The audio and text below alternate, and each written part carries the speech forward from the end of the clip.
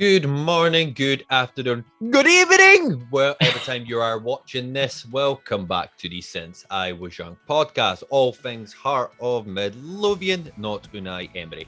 For all the latest news, chats and debates, we are your hosts, myself, Ewan, and Alan. Alan, how are you doing, sir? You all good? I'm good, mate. I'm good. Just toodling along, aren't we? After that wonderful showing at Tynecastle earlier on. Aye. I'm not even gonna mention our English teams either, because we'll not talk about that. And just a bit of that 2-0 Chelsea. Thank you very much. So yes, Arsenal, lovely. Here's Arsenal. Drink up some because you're gonna have a long season ahead of you. So yeah, back to the main football. For this episode, our main topic is the game that took place today, but when you're watching this, it'll be yesterday. It is the result of the 1-1 draw against Aberdeen. We'll be going into a bit of depth about the game as such, and the ins and outs of which, and also we'll obviously have our usual news segment as well with Alan. We've got a few things to just touch on as well, about a finally incoming transfer that actually happened today, and we're up to date. I know. It's like Robbie God's knew. been kind to us, I know. God's been kind to us, mate, so that's all good. And also as well, got some massive but fantastic news as well about change hands of the club as well, so we'll talk a wee bit about that as well. But as always, guys, if you are a Hearts fan and if you do enjoy our usual shite talk, please think about subscribing and smash that like button as well. And if you want to check out our socials as well, you are more than welcome to. We are on Facebook, Instagram and Twitter as well, all at SIWY Pod. You can also get in contact with us through our email is sinceIwasyoung1874@gmail.com, and alternatively you can get in contact with us personally as well with Alan's Twitter in the description, as well as my YouTube channel, What Ewan's Doing. Slowly just breezing that out every single week, mate. Honestly, just getting on point. Love So it. Professional. So professional. So professional. I know it. But yes, so we're going to dive into the news segment with your own Alan. So Alan, as I just touched on there, we finally found out today that we have a transfer bound to Edinburgh as we speak, and it was one that dragged out just a wee bit more word of hope for it. Yeah, it obviously surrounds Ben Woodburn, the Liverpool youngster. The news came out earlier in the week that we were close to agreeing a deal, and then it seemed like the deal was done for a loan until January, with the option to then extend it if all parties are happy with that and if he's playing games, etc.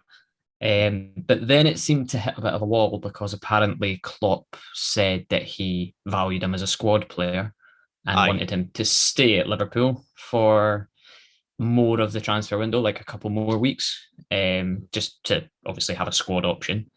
But I think Liverpool played Burnley this weekend or whenever it was, and he wasn't on the bench for that game. So when I saw he wasn't on the bench, I kind of thought, maybe that means that, if he can't get on the bench, then what's he doing there, So Exactly, But yeah, it kind of hit a bit of a wall. But it seems after the result today, Robbie Neilson was asked about it, and he confirmed that it's happening. A deal's been agreed again for an initial loan until January, and then with the option to extend.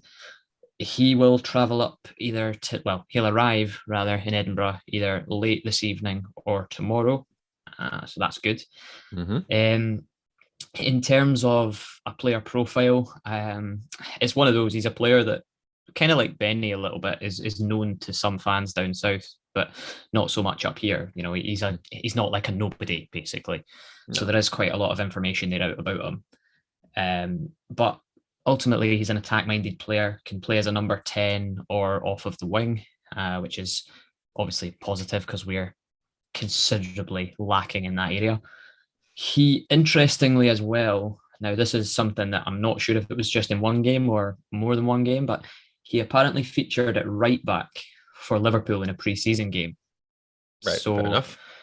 I'm not saying he should be a regular right back for us if we're bringing him in as a forward, but it's nice to have a wee bit of versatility there for him. True that. But yeah, it's a good signing in an area that we need signings in, so I think that makes sense. Just a little bit about him that I managed to club together with the help of some sources as well. Mm-hmm. He signed his first pro contract in 2016 alongside Trent Alexander-Arnold at the same time. He then became the youngest ever Liverpool goal scorer when he came off the bench in an EFL Cup tie against Leeds, beating Michael Owen's record by, it was like 98 days, I think. So he's still got the record just now, which is great. He had a couple of loan spells down in England, sort of lower levels. He was on loan at Sheffield United and Oxford, but again, similarly to Benny, was curtailed with injuries. Didn't quite, kick on as probably Liverpool wanted him to. He made his Wales international debut for the first team in 2017, scored off the bench against Austria, an important goal. They won 1-0 in a World Cup qualifier. So with them winning that game, it kept their hopes of qualification alive. And obviously, we all know how that went. But in terms of the player himself, I'll shout out one particular Twitter user who is just, for stats and in-depth analysis on the player himself. He did a whole article about him. It's regular Hearts Twitter users will know him. It's at the Maroon Report. Where do you get your stats, mate? Where do you get them? We want to know, like, seriously, the amount of effort and depth that he puts into it, like, it's crazy. It's where amazing. Do you get them? Go on, tell us, mate. Tell us your secrets.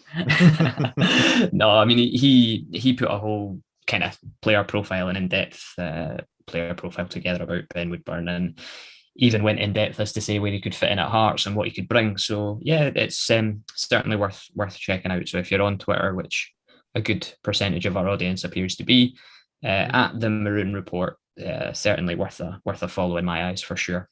Definitely. Well, what we'll do is we'll make a note of to pop that report in the description as well. Now that you've said it, Alan, so we'll do that as well. Definitely. Yeah. No, and certainly a future podcast guest at some stage, I would hope as well. Certainly a man to have a nice chat with. Definitely. And then on to the, I say big news. Is it bigger news, or I'm not quite sure, but massive. Come on now. Yeah. Come on. August the 30th will now be known as Heart and Soul Day by the club. The official handover day from Anne Budge, handing over her control ownership of the club to the foundation of Hearts. And it's monumental. That makes us the largest fan-owned club in the UK. And it's crazy, that, isn't it? It's mental. It is crazy. It really is. But what it does is it puts a cap on all the years of hard work and all the sacrifice that fans have made, the pledges to the foundation. And I mean, I posted on Twitter not too long ago, and as well, that I was a regular pledger, but I had to cancel that pledge due to work situations and things changing for me. But on the day of the announcement that the club will get handed over on the 30th, I restarted my pledge again, and we're back on the train again. Definitely, man. Definitely. I mean, because when you sort of told me, it kind of sort of got me thinking back to all the crazy events, that it took place just a few months ago with European Super League and all that sort of. Yeah. The amount of ludicrous money that goes into that, and then on the sort of the back of that, when the fans of these sort of the clubs as well were trying to adopt, was it the 51-49 the rule or something? Yeah. To have the most of the club owned by the fans, but that for those sort of clubs and the sheer size of them as well, that's most likely not going to actually happen anytime soon. And to have this news for us, we're miles smaller, but just to have that and be the UK's first as well, it's absolutely monumental. It is. And I mean, it just puts into perspective, like, even going further back than that, the Romanov times, and then obviously Romanov leaving, and the club nearly ceasing to exist and all that. And, Anne Budge has always said that, her aim was to hand it back to the foundation. And obviously it would have happened before now had it not been for COVID. So it's one of those, I posted it on Twitter, I said it, and I think it makes sense. It's the end of one story, but it has to be the start of a new one. Because it's a new chapter now and it's about taking it forward. But I think one of the main things that I have to say, and I'll put my negative hat on here for a minute. Oh God, here we go. This is not, like, I don't mean this in a nasty way or anything, but there is a certain section of Hearts supporters that don't like Anne Budge and have never liked Anne Budge. And I understand that 100%, but people have to realise that she's not going away. She's not going to ride off into the sunset with her money and say, thanks very much, see you later. It's like we said it a few podcasts ago now, that she'll still be at the table. She's still going to be on the board. She's still going to have a voice in there. Okay, it's not going to be the majority, but she's still going to be involved. So for fans that want this to be the Anne Budge farewell tour, it's not going to happen. You won't see her giving statements and things, because that's not going to be her role anymore. But she's still going to be there. But some people don't like her, some people do.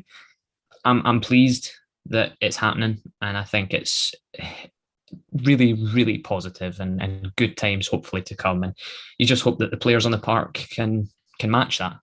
Yeah, man, exactly. I mean, like, to that end, like, to the sort of the final point, like I was saying that, you're right. Like, there are a large sort of portion of Hearts fans that don't like sort of Anne Budge. And there's been a lot of things that she's done, like, that me personally, I don't particularly agree with, but at the end, what it all comes down to, she saved our club. She saved Heart of Midlothian, and that's something that nobody can argue with, and we've said it as well. The fact that you and me are actually sitting here talking about Hearts, of course, the foundation played a massive role in that, of course, but that investment that she actually made is what essentially saved us. So, for that case, I will be forever grateful, though. Absolutely. Oh, no, definitely. And I mean, just quickly before we move on to actually talking about the game, if it hadn't been for Anne Budge, James Anderson wouldn't be involved at Hearts and throwing the money at us that he's thrown at us during the pandemic as well. So, for all of her negatives, i.e. the Craig Levein era, there have been some positives as well. Yeah, no, exactly. I mean, could that be like a potential future guest? That'd be an interesting one, wouldn't it? It would be. Can you imagine? I'd just be sitting there going, how much did you give Craig? How much did you pay him? How much did you pay him? Why did you let him do every role? I don't think I'd be able to deal with it. Maybe we should shelve that idea. Just a thought, mate. Just a thought. Well, we'll see. Absolutely, but as you said, Alan, it'll be on the 30th of August, Heart and Soul Day, so keep an eye out for that. But as always, Alan, thank you very much for our very in-depth and up-to-date news segment for once. So I'm sure we're happy about that. So we move on to the main topic, which was today's game. Hearts versus Aberdeen ended in a 1-1 draw. And of course, this was the first game after 18 or 19 months where we practically had a full house, which, for the fans, it must have been amazing. Before we do talk about the first half, our setup was a 3-4-3, pretty much, in that sense. Had the Gordon in goal, had Smith on the right in the centre with Suter, Halkett and Dead Cochrane, with my main man Halliday out on the left, and in the centre we had the Benny and Haring, and up front with Janelli, Boyce, and Gary Mackay Stevens. So, were you relatively happy with that setup, Alan? I was. I think I was. the well, in hindsight, Oh, a great start with that, Alan. no, Not a great start. no. Listen, I was happy with it because I think it's nice to see that Robbie has settled on what appears to be a first team, because there wasn't many changes in there. The only reason that Halliday was played at left wing back was because Kingsley was out, and obviously he brought Gino back in to replace that and change the system around a bit. Yeah, I was happy with it, but then I was happy with the lineup that he played at the start at Parkhead. So it just shows you when the game gets going, you see it and you think. But there's definite weaknesses in the Hearts team, and we've spoken about them, and we'll speak about them as we go through. But of course, in terms of the strongest 11 he could have played, I think that was probably it today. Almost, yeah. I would so. Obviously, I would rather have Kingsley at left back, but Halliday can do a job there. He wasn't fantastic today, by the way, but Kingsley would be my preferred option. And then, well, no, to be fair, I mean Kingsley in the back three with Cochrane at left back. Yeah, man, I get you though. I think that would be the strongest. But I mean, it's as close to the strongest 11 as we play, and I think that made a difference. Like we said, it was like a decent set up. On the paper, it kind of looked less defensive, if that makes sense. I mean, I might be kind of contradicting myself, the fact that we had both Haring and was it the Benny sort of in the center, but I mean, it was nice to see both Halliday and Smith actually getting up the flanks sort of throughout the game. But yeah, the opening 10, I thought we did start not too badly. I don't know if that was down to the fact that we were sort of up for the game, or if Aberdeen were just absolutely horrible throughout that first 10 sort of the minutes, because they looked really sloppy. I think it was both Ramsey and who was the the Rangers player, the young boy, McGrath or McGrath. It was probably I know who you mean. I know who you mean. They had a few sort of the misplaced sort of touches from sort of long balls as well, so they looked a bit sort of on edge as well. But they then, after the first 10, they did start to grow into the game. Again, I think they got into it better than us. One thing that I did see throughout the first half, there were 2 or 3 times when they was countered, and I didn't take into the fact that they can counter quickly, really quickly. And again, that's something that's still kind of lacking again from last year's sort of campaign as well. Where we can be a bit slow to react to something like that. And definitely. I think that kind of gets into our heads when we have was it the control of the of the actual game, and then it just splits sort of on its head quickly. So I thought that was a concern for the first half. I mean, what were your thoughts sort of on the first 10, Alan? I thought kind of similar to yourself. We started quite quick, but I think that was probably the players feeding off the fans, and the fact that the first 10 minutes, I mean, you and I watched it. We weren't at the game, unfortunately, as is known, but I watched it on the Hearts TV stream, which was great, by the way, fantastic coverage.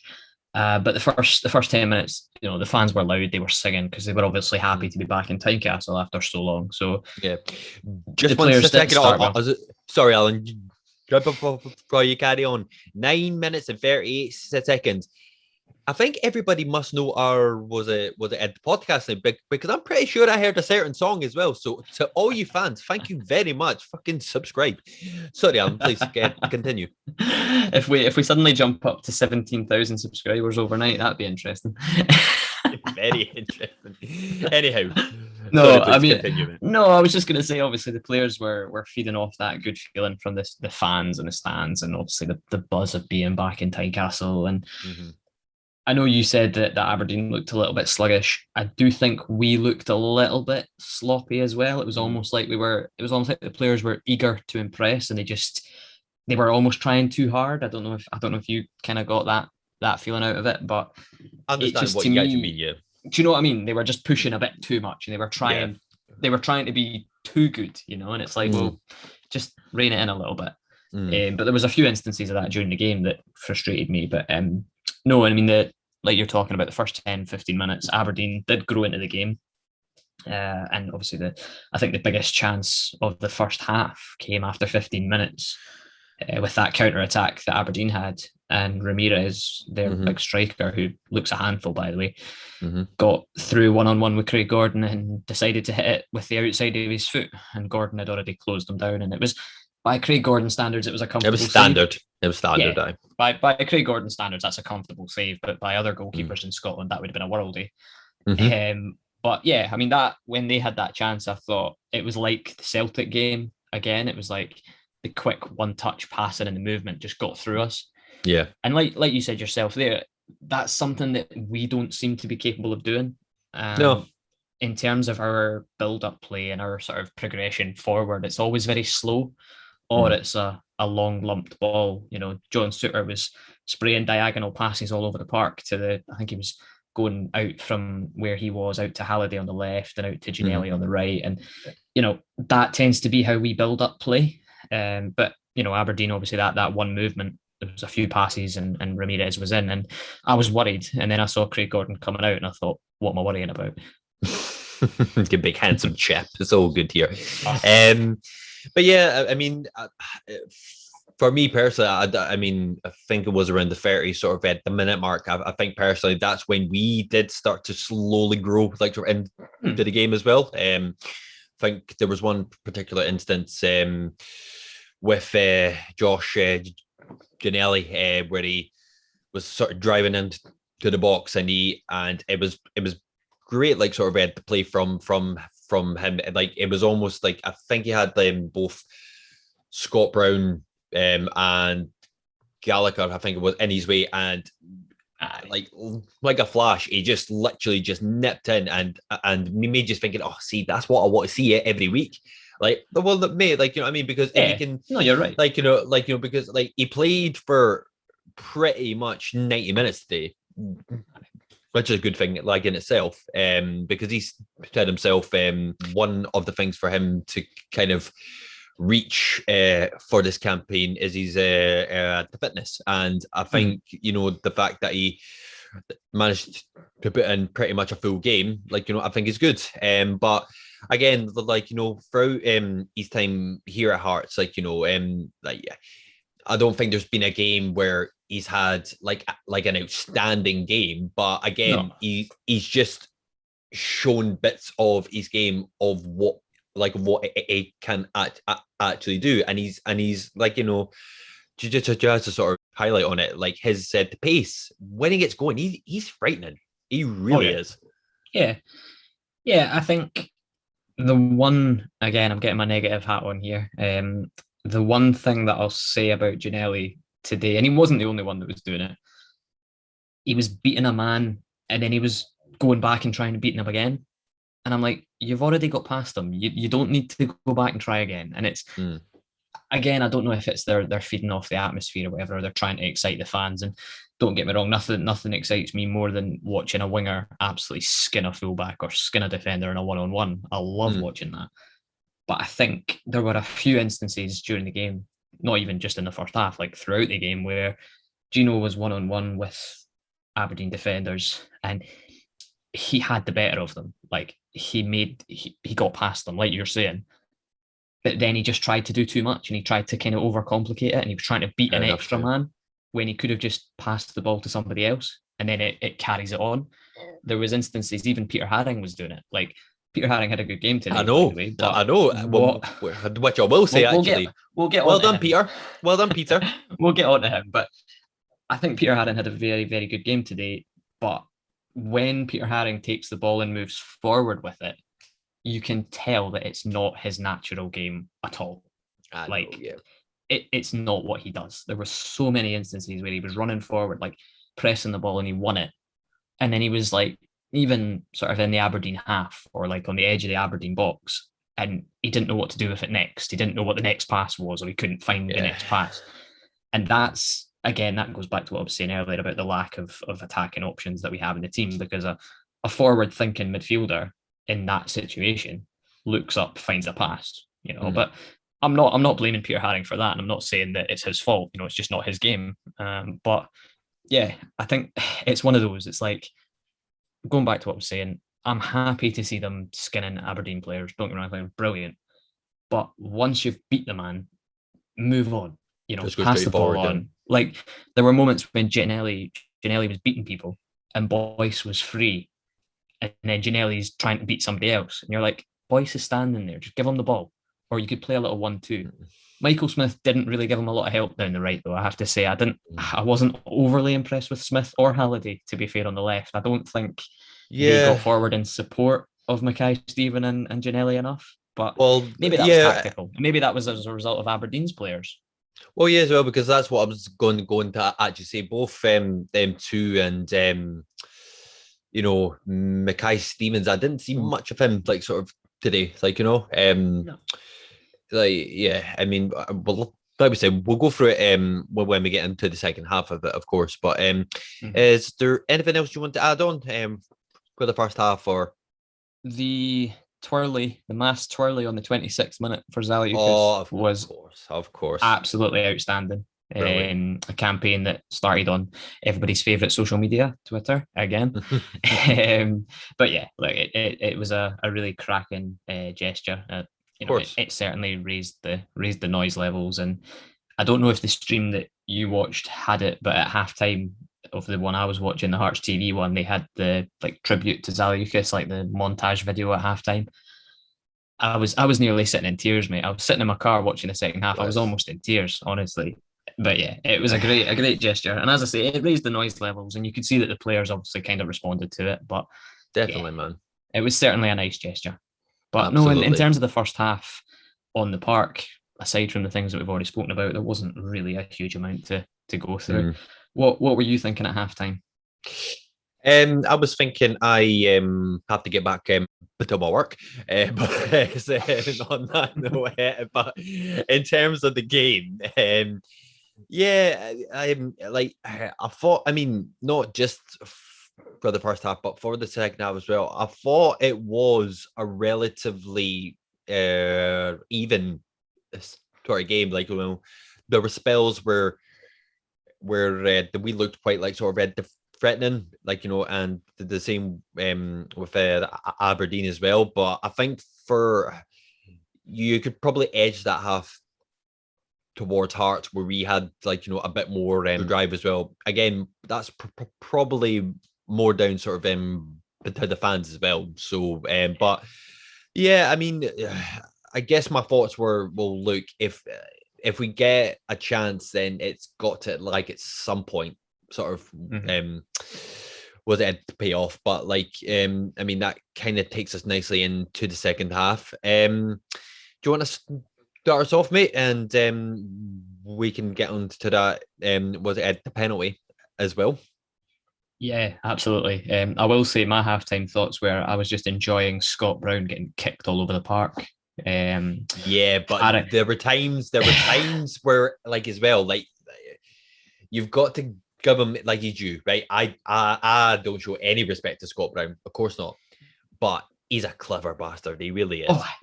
He's a clever bastard. He knows exactly what he's doing. He knows exactly what he's doing, and that's like, I always say to myself that anytime that he's at the played Hearts, anytime for any team, I always say to myself, don't get sucked into it. Don't get sucked into it. And then I find myself shouting at the TV saying, "Oh, you bald bastard!" Like, honestly, I know. Well, I think there was Haring, Halliday, and Benny all had a wee nibble at him in the first half, which was great, by the way, because I cannot stand that man. No, it still feels very strange seeing him playing for Aberdeen, to be honest. But Yeah. And the thing is, like you say, every time he plays against Hearts, he enjoys being that villain and he feeds off it. Like every time he was touching the ball, the fans were giving him pelters, and quite rightly so. But he loves all that, you know. But no, second half started, and I thought we actually started quite well in the second half. Came out quite quick. After 50 minutes, Gary Mackay-Steven misses an absolute sitter, and yeah, I just because I like on Twitter, I spent half time saying Gary Mackay-Steven has to come off. He's been average. He's been really, not involved as much as he needs to be. Then 5 minutes into the second half, Boyce wins a header, flicks it down to him because the Aberdeen goalkeeper Lewis spills it. Boyce gets onto it and lays it to Mackay-Steven, and it didn't look that complicated a finish. But to be fair to him, I think there were two or three Aberdeen players on the line, but he completely missed the target. Like he didn't even get it on target. And I'm like, what are you doing? But then after that, 55 minutes or 54 minutes, whatever it was. It was indeed. I have actually wrote notes this time. Yeah, 55 minutes. He wins a penalty. And I don't know about you, I thought it was quite soft. Nah, fucking penalty. Absolutely. All day long. I mean, mate, if you if you're going to get these sort of decisions when it's against you, like we would be saying the exact same thing. Oh no, soft as fuck. Take it. You know what I mean? No, I think it was one of those. It was a tangle of legs between Gary Mackay-Steven and what's his name? That man completely gone out of my head. That man, Aberdeen defender, the Declan Gallagher. That was it. No. I don't know where that. Don't know where he went there. He just went out of my head. It was a tangle of legs, and Gary Mackay-Steven goes over, and Boyce does what Boyce has seemed to do quite a lot recently: scores a penalty. 7 goals, 35 and counting. Daniel McIver. Come in, son.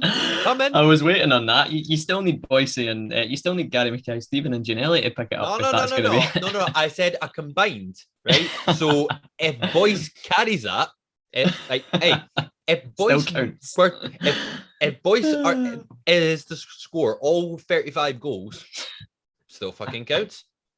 No, true. Of course it does. True. Of course it does. But anyhow, it was a good penalty. But I knew, like, as soon as Boyce stepped up to take it, I knew he was going to score it because he just seems to have a knack of scoring penalties now. It was a well taken penalty as well. Lewis just dived out the way and he just stuck it in the corner. So absolutely, I think we deserved to take the lead considering how we started the game. But agreed on that.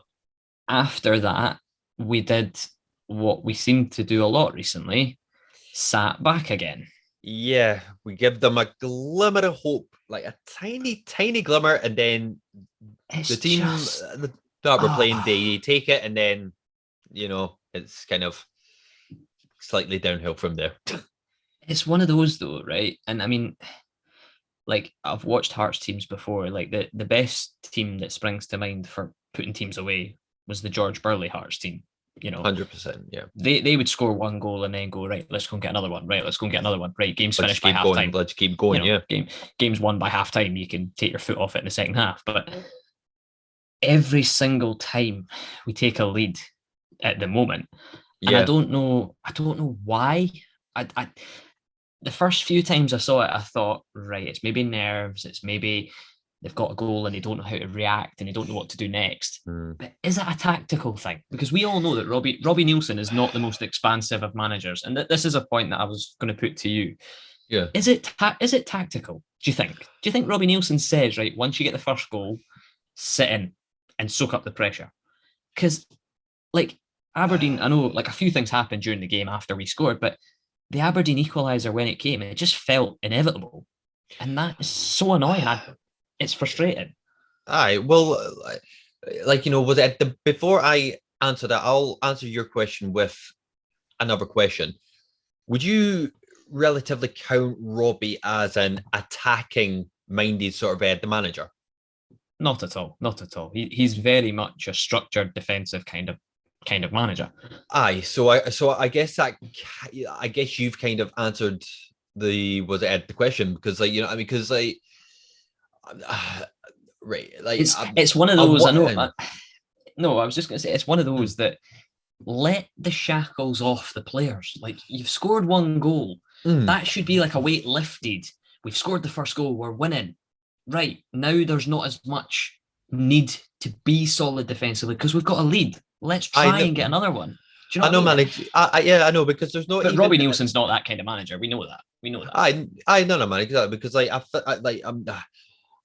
I'm trying to like not count last year's campaign as a like as to count into like because like because what I was about to say like if you can name me a game where we've had a high scoring game under the Robbie's two spells. Yeah, granted, like I know we beat the Dundee 6-2, but the only reason that I'm trying not to count it is because teams everywhere, all over, like we're scoring ridiculous like amounts of goals, like but like sort of I know, like sort of back to it. Yeah, I don't from the top of my head, I don't ever think there's been a very high scoring game when Robbie's been in charge. So, like, I mean, and I guess you can kind of take a bit of that from Craig Levein as well, because, like, obviously he learned a lot from him. So I don't know.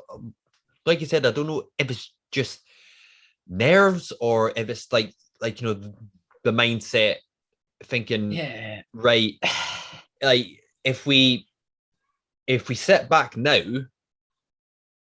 hopefully or most likely we're guaranteed a point. So I don't know if that's his mindset, but maybe if it is, like you say, I don't know if I agree with that, because again, that's just carrying on years and years and years of the same shite, and it's not, and as a team, it's not. Well, for me, it's like that's not how like I want to see us play. Not at all. No, exactly. And I think, like I say, it's like the first couple of times I can kind of forgive it because, like you say, maybe it's nerves, maybe it's, oh, what do we do? Like Robbie Nielsen even explained it himself. All the players drop deep because it's, I can't remember exactly what he said, but it was something along the lines of, you take a bit of a, it takes a bit of a weight off once you've scored a goal, and then you kind of sit back a bit. But I'm like, well, but it's just frustrating because surely when you've scored, you've got the momentum. So try and get another one. Try and but score again, more. Yeah. But what you're saying about Robbie Nielsen and like the games that we've won, like in the championship, I write that championship season off because we should never have been there in the first place. But this Hearts team this season under Robbie Nielsen will not win a game by more than a 2-goal margin. No, genuinely, I don't think so. I think it'll be very narrow wins that we'll get. It'll be 2-1s or 1-0s or 1-1 draws. And look, if we're winning, I don't care. And I said that to you weeks ago. I'm not fussed about performances. If the results are good, I'm happy. But and mate, there's patterns of play that annoy me. Yeah, and you're 100% right, and I would take that all day long. But like you said, and I'm not saying for every single game, try and win 3-4-5-0. No, that's not what I'm saying. But you just hide yourself there when you've got the drive and the momentum there, and once you've scored, press on. Like you know what I mean? Like especially at home. 100%. Because like if you want to if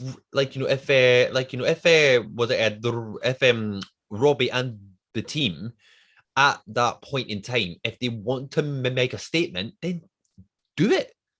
Like, you know what I mean? And that's what frustrates me, like sort of like as well, because I'm pretty sure as well we did the same at St. Mirren as well.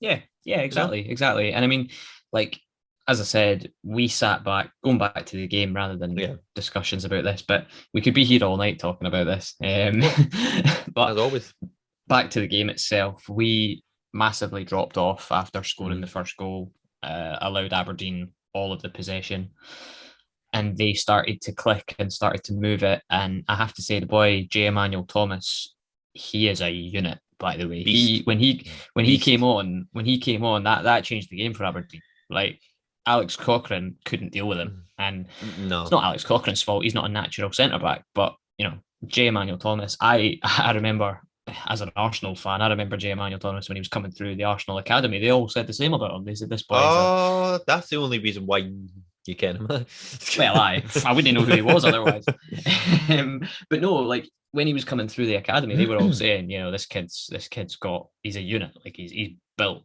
and he was. Like I remember watching him And for the Arsenal academy, as I say, and he played a few games for Arsenal in like it was like Carling Cups and stuff. But he changed the game for Aberdeen. He really did, and everything started going through him, and we couldn't deal with it. We couldn't deal with it because we didn't have anyone that could match him physically. Halkett had a go.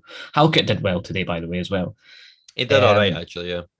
But yeah, it as I say, the Aberdeen goal just felt inevitable when it happened.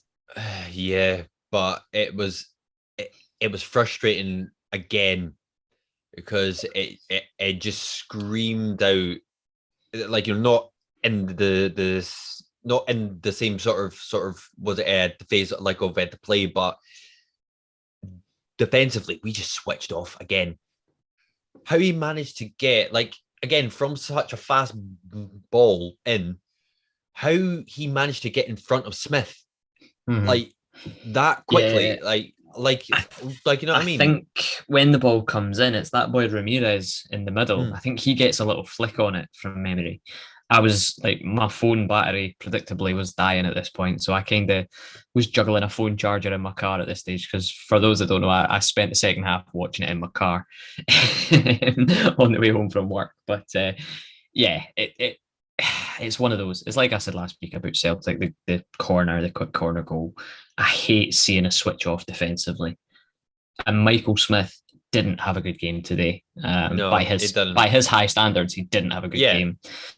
But to be fair to him as well, he was practically injured for like the last half an hour and he just hobbled about the pitch. But we couldn't take him off because we've got nobody else.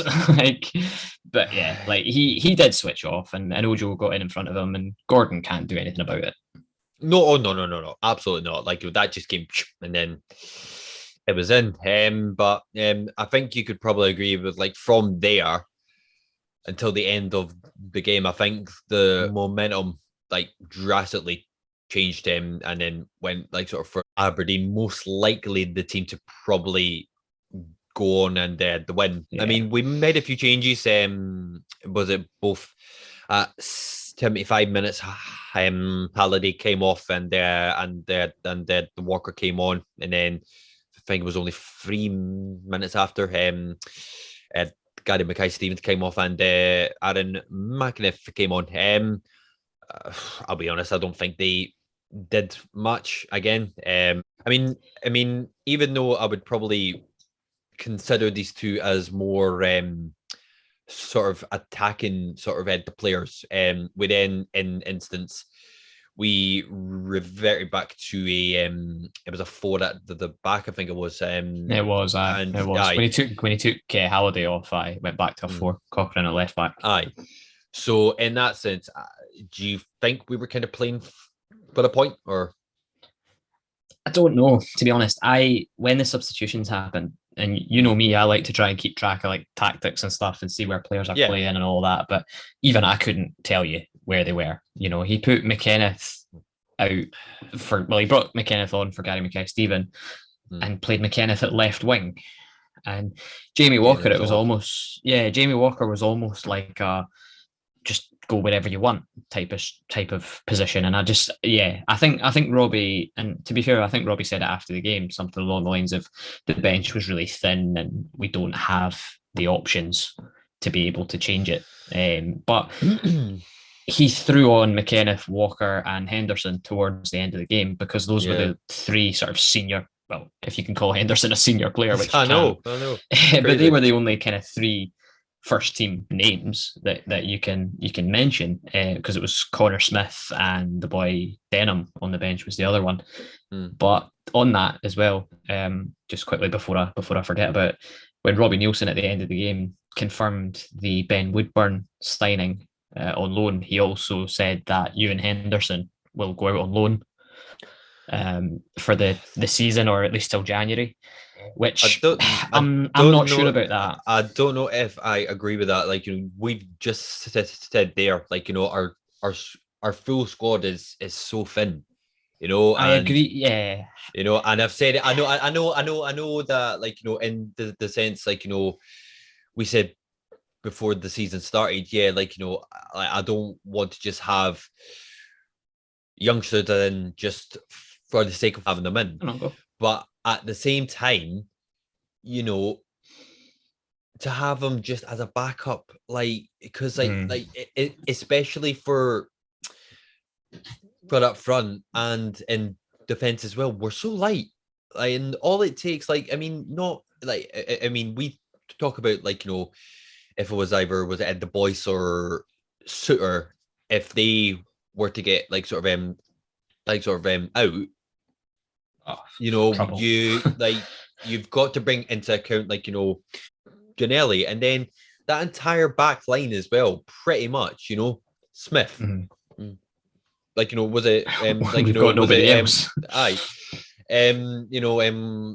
Halkett, like, yeah, like, Kingsley can kind of revert into that sort of centre bit as well. But at the same time, apart from, like, I don't know what it is, but he must have been horny for a potential midfielder, mate. Seriously. Because because you've got what?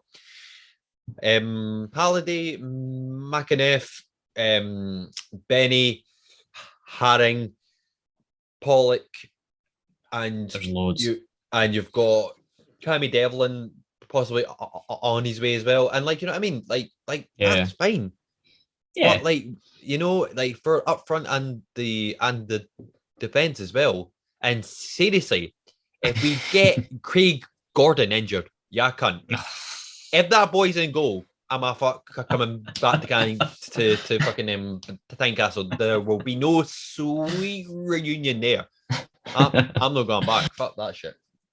Nah, what I'll say about the whole situation, like, I'm okay with Ewan Henderson going out on loan if he signs a new contract before he goes out.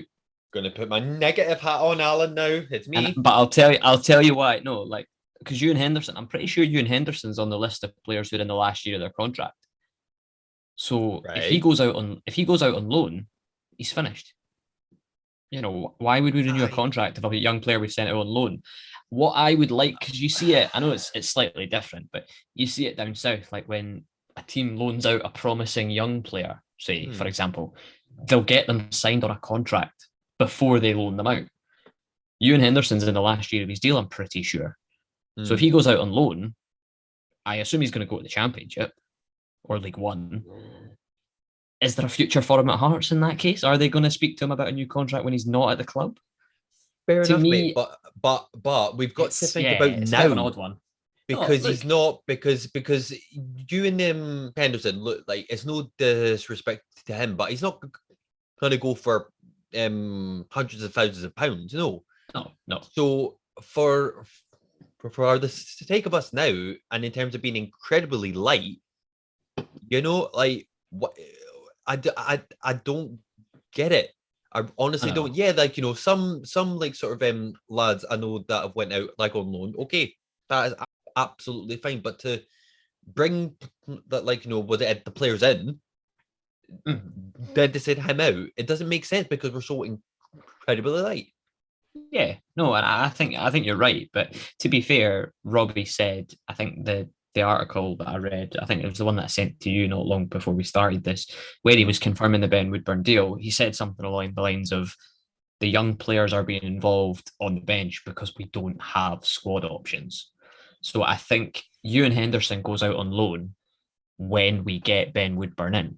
Because is Ewan Henderson going to get let me say, right? So you've got winger wise, right? And don't forget Jordan Roberts is still here.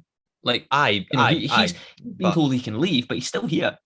So I'm not saying he'll stay because I think he'll go. Right. So wing player wise, you've got Gary Mackay-Steven, Josh Ginnelly, Ewan Henderson, which I'll put there, Ben Woodburn, right? So that's 4, which is not great for 2 positions. But if Ben Woodburn comes in, is Ewan Henderson going to get in ahead of him? No. Aye, Is he going to but get ahead of Ginelli? No. Is he going to aye, get ahead of Gary not Mackay-Steven? at No. all. But No, what I'm but his saying sole is, thing is to but what make I'm sure, saying, as a eh, backup, mate, it doesn't make sense because if they get I like just no. taken out, it Yeah. won't like you know what I mean. No, I It do won't. agree with you. I do agree with you. But what I take from Robbie Nielsen saying that Ewan Henderson will go out on loan is that Ben Woodburn's coming in and maybe another forward's coming in as well. Aye, but Because mate, if you class Ewan Henderson as a striker, we've got Liam Boyce and Nanduli, and he's not going to get ahead of either of them either. Let's be honest. mate, that's not what I'm trying to say. I'm saying like because look, it won't be like one of our main strikers for the future. Let's just say that, right? Okay. No. But I'm saying it for the very specific situation as we're in right now. As a Yeah. forward front line, we are incredibly light. You cannot put, all of your hopes of the boys, GMS, and Janelli playing every single game this season. No, Right? no, and I'm Right? not. I'm not. Right? I'm not And doing that. No, I agree and with you, you. I right, and you oh shit, and you've got Ben. Was it at the Woodward, right? Like was it coming in, right? So, and you're saying that he's predominantly like a number 10 on a wing, like right? He's versatile. He's Aye, versatile. right, Yeah. right. Aye. So, in in that sense as well, we've only really got the boys and Nan. Yeah. It's just like like we have said, and I can like I can count on my hand the podcasts that have said that we're incredibly light, both up front and at the back as well. Yeah. No, Like I do agree with you. I do agree with you. like But I'm what? saying it from a very selfish point of view that I would put my house on it, even though I don't own a house, but I would put anything else on to say the least that at some point I don't want it to happen, but I know that at some point that those front three will get injured at some point, and it's just to Of course have they him will. in just in case, man. Of course they will. No, and I do agree with you. I do. But what I'm saying is, if Ewan Henderson, to go back to my original point, if Ewan Henderson goes out on loan, which appears to be the plan, I want him to sign a new contract before he goes. I feel like if he doesn't sign a new contract before he goes, that's a clear indication that Hearts are saying to him, maybe you're not good enough for us long term. Because why would you loan a player out? And I mean, I might be way off the mark with this. He might not even have just a year left on his contract. I feel like he probably does because there's a long list of players that do. But someone correct me if I'm wrong. But I just think that if you're going to send a young player out on loan, if you really value them, you're sending them out on loan to play games and to get experience and then to come back a better player. I'm not saying that I agree with it because as the squad is right now, you're quite right. We don't have the options. But I feel like it's funny. We flipped on this because I was panicking about transfers a couple of weeks ago and you were absolutely fine. I just think that, and we've gone way off mark from the game that we were talking about, by the way. By the way, in the last 10 minutes, absolutely nothing happened. Anyway. Apart from Scott Brown getting kicked all over the pitch. But anyway, to go back to what I was saying, I just think that Robbie Nielsen, for him to say the plan is that Ewan Henderson goes out on loan, to me, that makes me think, right, Ben Woodburn's coming in. And I don't know, I just feel very confident. And it might be blind confidence that I think it is. Where is it? But we've waited for a long time in this transfer window, right? And I remember months ago, even when the season finished last season, and Robbie Nielsen saying we'll sign players, but they won't all be Messi. Remember that? I think you have to wait. There's something to be said for waiting for the best quality of players to become available. It's like I said to you before, we were messaging privately about this. I don't think, say like weeks and weeks ago, we wouldn't have got Ben Woodburn. We wouldn't have. Like, this is a guy that's around the Liverpool first team and he's coming on loan to Hearts. Weeks ago, we wouldn't have been able to do that because he's training with the Liverpool first team. Maybe teams in the English Championship or English League One might have looked at him and went, we'll have him. So in order to get that little bit extra quality, sometimes you do have to wait a bit. We did it with Benny, and look at Benny. Like, Today, by the way, he was my man of the match by a country mile. Again, What a player! that is one I'm thing that genuine. we can agree on, mate. I'm genuinely worried that we might get some offers for him in January. The way he's going, he's unbelievable. That's 2 games that I've seen him in the flesh playing, and he's been man of the match both times. Celtic at Definitely, man. Tynecastle, and then today, like Absolutely brilliant. unbelievable. Aye. But aye, no, But like that to go that back to that your for me point, is aye. what sums it up. But I just wait and see, wait and see. Aye, but like, sorry, I know we're still deviating from the game, mate. But again, when we were sort of but talking about it like as well, if that's the case, for me it just feels too late. Like, in the sense, look, you obviously want to have your team set up and relatively settled in an ideal world before the season starts. Of course, in the way that we're doing it now, we want to take our time. We want to actually look into the player for first before we just say, right, okay, you in, you in, you in, you in. Okay, cool. But do not like I know this will sound incredibly stupid as soon as I'm saying it, but I know that Joe Savage will have a plan B in the sense that if a player doesn't work out, he'll have somebody else, right? But what if the Woodward didn't was it the workout, which as of 24 hours ago it looked like it might not. So I for think I that think sense, I think right? Woodburn was always likely. I think Woodburn was always likely. Liverpool were Let me just make holding my out. point. It looked like it wasn't happening, right? So in that sense, right? What to me, like I know that throughout this transfer window that we've been trying to keep things like sort of the wraps, like things leak, etc.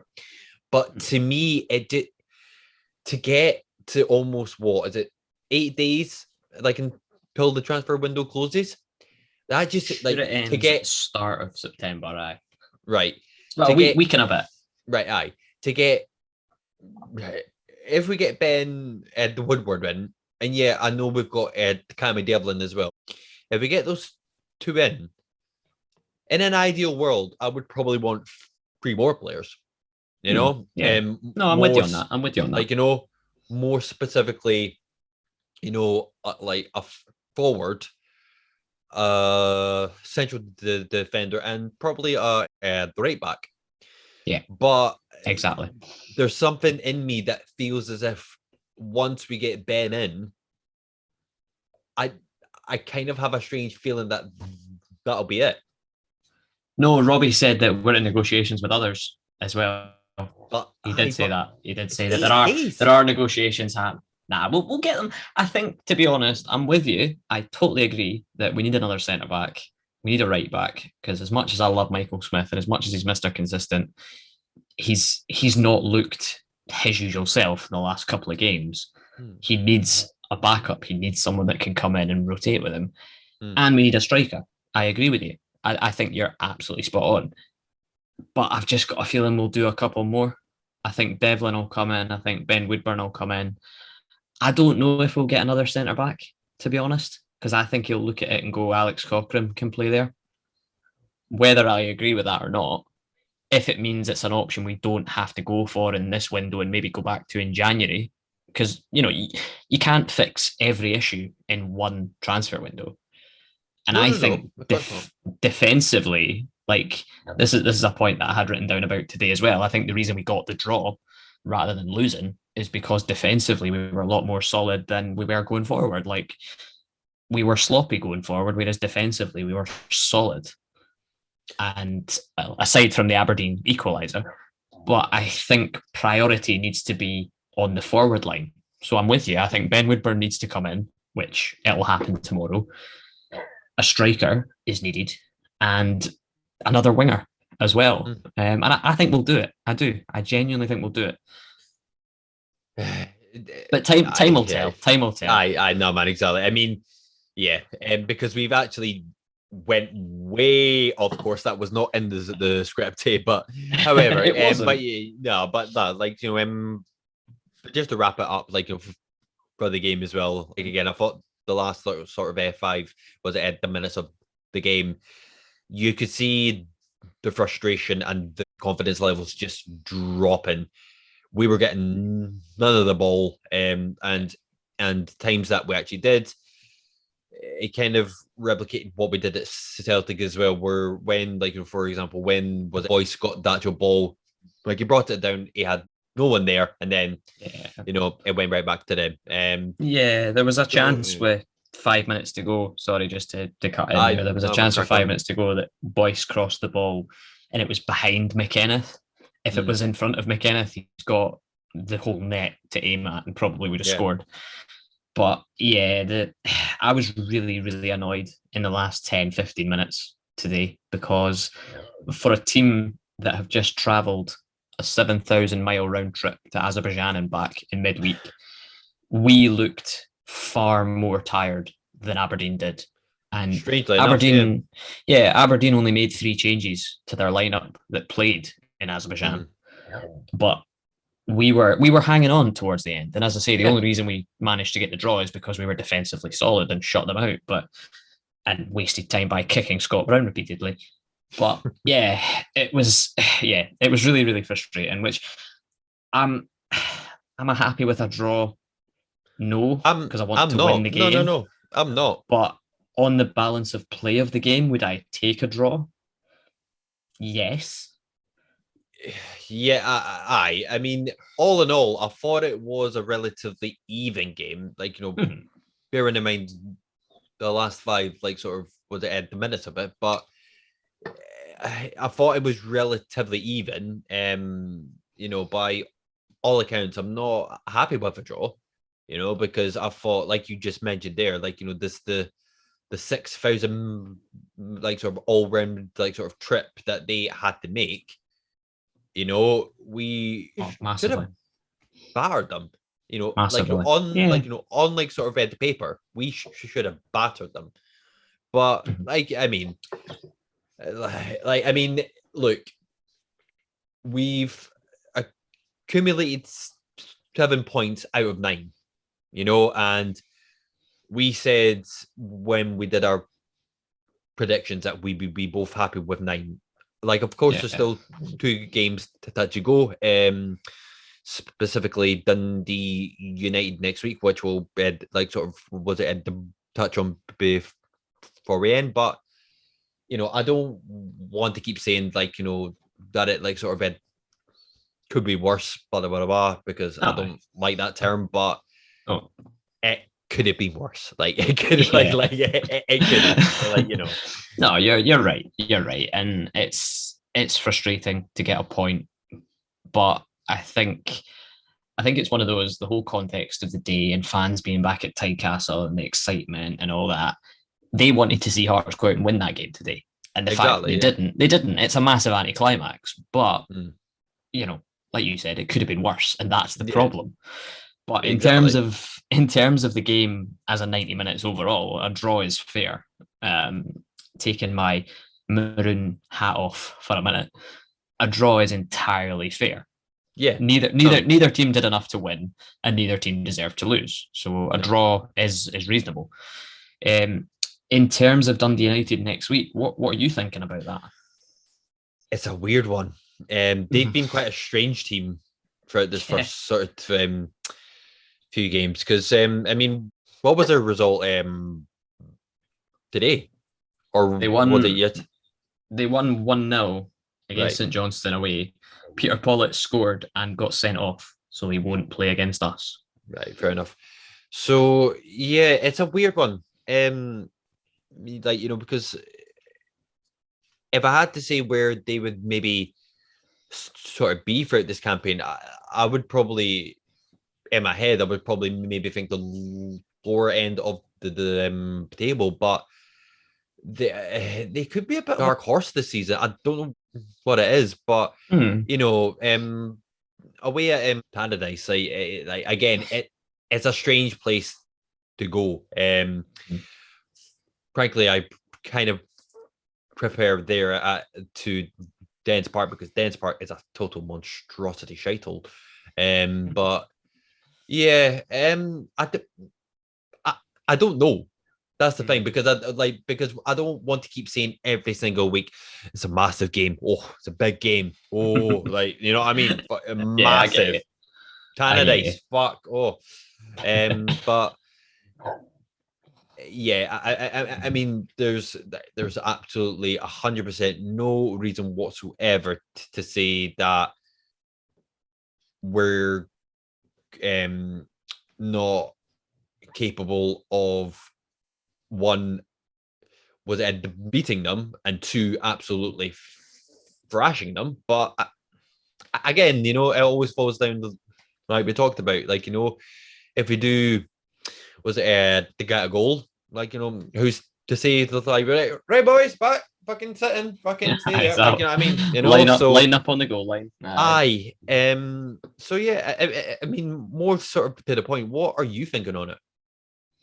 Well, like you said, they are a very strange team to predict just now, Dundee Mm. United. I watched the game against Rangers that they won at Tannadice, Yeah, but I didn't watch their first game of the season against Aberdeen. But from what I heard, Aberdeen absolutely steamrolled them and they were yeah, average. And I they mean, were. then they bounce back and win against Rangers, and then they win today. And you're Yeah, thinking, it's a bit of a weird one. it is a weird one. I think player quality wise, we should be winning, but and Robbie Nielsen going back to Dundee United, that's maybe not to be understated as well. He might want to prove why he left Dundee United to come to Hearts. Mm, It's possible. That's something that might play a factor in it. But absolutely. in terms of a prediction, I'll jump straight ahead to that. I'm going to go for a draw. I'm going to go for a 1-1 draw, and I hate myself for it, but I'm going 1-1. Yeah, that's kind of where I was kind of going as well. I don't know if it's just off. I don't know if it's just kind of off the back of how we played today. I don't know, but you Mm, are right. There's just something in me that just screams a draw. yeah. So uh because where was it? We didn't score any points on the or was it on the scoreboard? So it's still 3-2 me. So Yeah, still 3-2. the worst case scenario would be 5-3. You're playing it this way, are you? I am you know me, I'll like to think fucking miles outside the box where you can't even see the fucking box anymore, mate. Fuck it. Let's go a 3-3 draw. Let's fucking do it. Yeah. Let's fucking do it. Away, mate. I know, but You know that they've let's do it. sold Shankland, right? Their top goal scorer. You know they've sold him now, right? He's not Let's there go. anymore. Let's go a 1-1 draw. Let's do it. Fucking 1-1. No. Like you know, was it? I'll keep to my like sort of was it the first answer, and I'll go wait like a 3-3 draw. It's generally for yourself and for the folk was it the watching as well. It's not that I don't take this league of ours seriously, but and considering the fact the forfeit that we have got in place is I I don't want to lose. Like I really don't want to lose, and we will see what it is when it gets was I'm it saying closer nothing. to the end of the season. I don't want to say nothing because I'm saying I don't nothing want to because I'm lose. losing. I'm losing right now, so I'm saying I don't nothing, want to mate. lose anyway. So yeah, Oh, mate.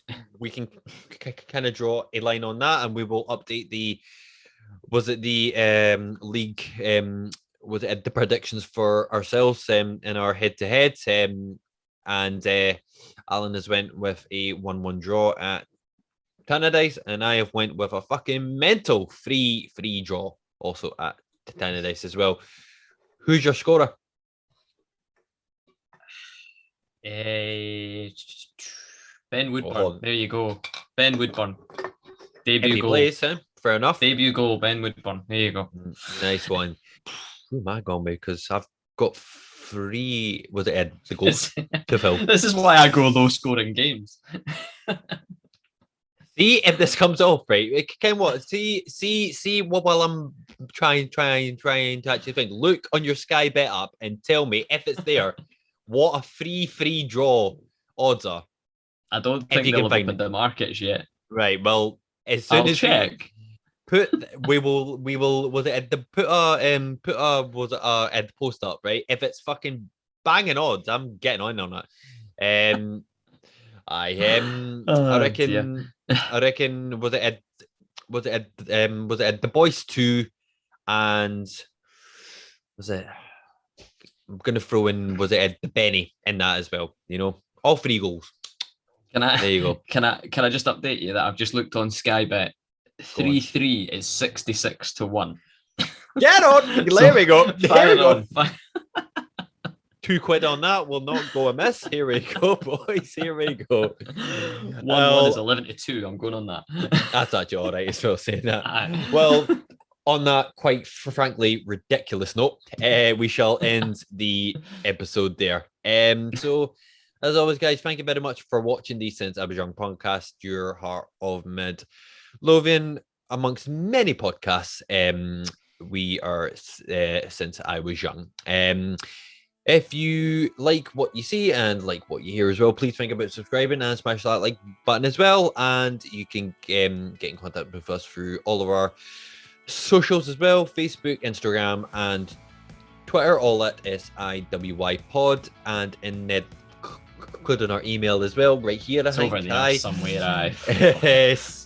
Since I Was Young 1874 at gmail.com, and both Alan's Twitter page and my YouTube page, What Ewan's Doing, are both in the description. And as said beforehand, we will leave the link for the Maroon report as well, and on his analysis of the game as well. So we'll leave that in there. But as always, guys, thank you very much for watching, and Alan, thank you very much for joining me as always, mate. No trouble at all. It's always nice to go down some tangents when Heart of Midlothian are playing a football match. Absolutely, mate. Absolutely. And just to end on it, folk, 66 to 1. Get on it for next week. But yeah, as always, guys, thank you very much for watching, and we will catch you next time. Take care. Bye for now.